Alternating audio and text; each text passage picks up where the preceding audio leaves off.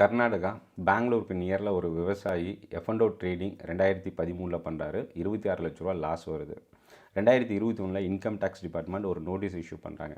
68 கோடி ரூபாய்க்கான high value transaction நீங்கள் பண்ணியிருக்கீங்க, அதுக்கான கிளாரிஃபிகேஷன். அவர் அதுக்கான அவேர்னஸ் இல்லை, மெயில் ஐடியில் நோட்டீஸை ரிசீவ் பண்ணி பார்க்குற அளவுக்கு. 2022 மறுபடியும் நோட்டீஸ் இஷ்யூ பண்ணுறாங்க, அதுவும் அவர் மிஸ் பண்ணுறாரு.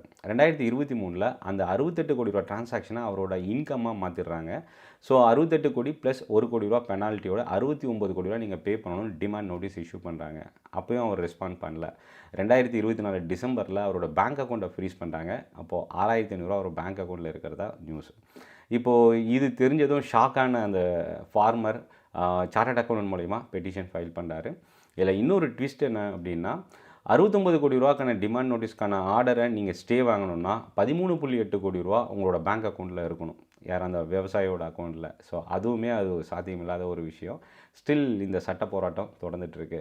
ஒரு சிலர் இந்த கேஸ் டிஸ்போஸ் பண்ண வாய்ப்பு இருக்குது, மினிமம் ஒரு 10,000 ஆர் 20,000 பெனால்ட்டி வரும் அப்படின்னு நிறைய ஸ்பெக்குலேஷன்ஸ் மீடியாவில் வந்தாலும், எல்லாருக்கும் எஃப்என்டோ ட்ரேடிங்கில் நீங்கள் பண்ணுறீங்க அப்படின்னா லாபம் வந்தால் மட்டும்தான் டேக்ஸ் கட்டணும்னு அவசியம் இல்லை. நீங்கள் டிரான்சாக்ஷன் பண்ணாவே அந்த டிரான்சாக்ஷன் ரிப்போர்ட்டை உங்களோட இன்கம் டேக்ஸில் நீங்கள் டிஸ்க்ளோஸ் பண்ணணும். அது ரொம்ப இம்பார்ட்டன்ட். ஸோ அதை மறந்துடாதீங்க. நன்றி, வணக்கம்.